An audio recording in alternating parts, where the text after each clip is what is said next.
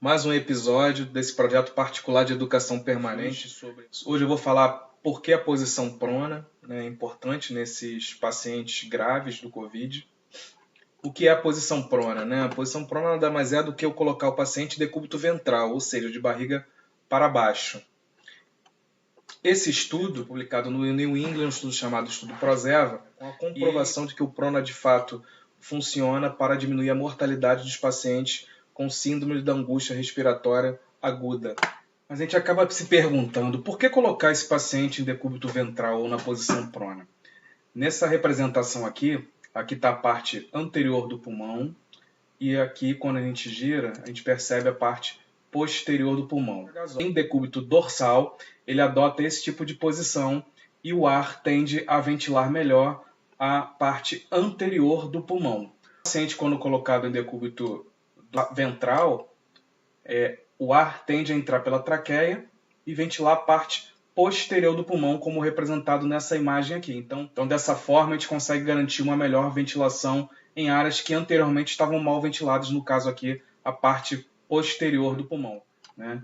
Então, esse é o motivo pelo qual nós colocamos o paciente em posição prona, para melhorar a ventilação em áreas que anteriormente estavam mal ventiladas. O procedimento de colocar o paciente em posição prona pode gerar algumas complicações.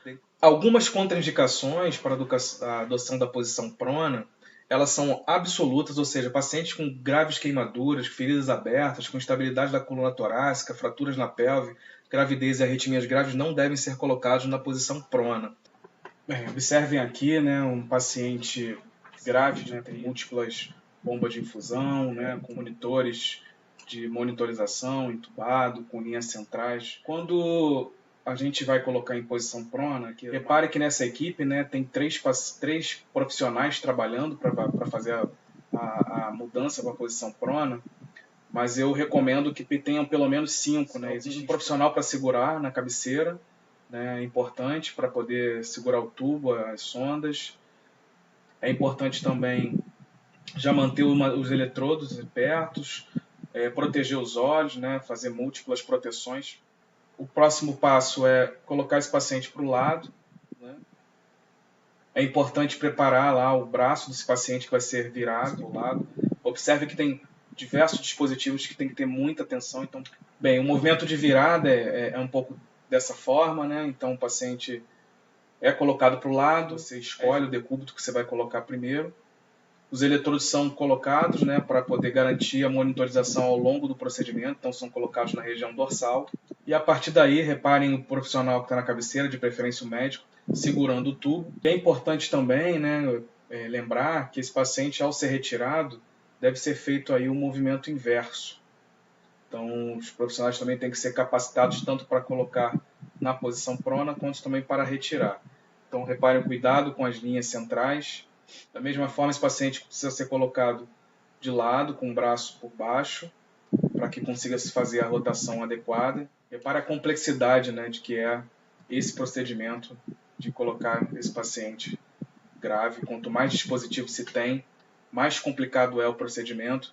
Daí a importância de uma equipe muito bem treinada, né, ser bem dimensionada, para que se consiga fazer esse tipo de procedimento, que ele é muito complexo dentro da UTI. Bem, aqui algumas dicas importantes, né? Então, esse estudo recomenda que 5 pessoas devem participar do procedimento, um médico deve se posicionar na cabeceira, deve-se considerar a sedação profunda com ou sem bloqueio neuromuscular, a proteção de regiões de prominências ósseas, aspirar esse paciente, né? Porque quando você vira, há uma tendência a mobilizar bastante secreção.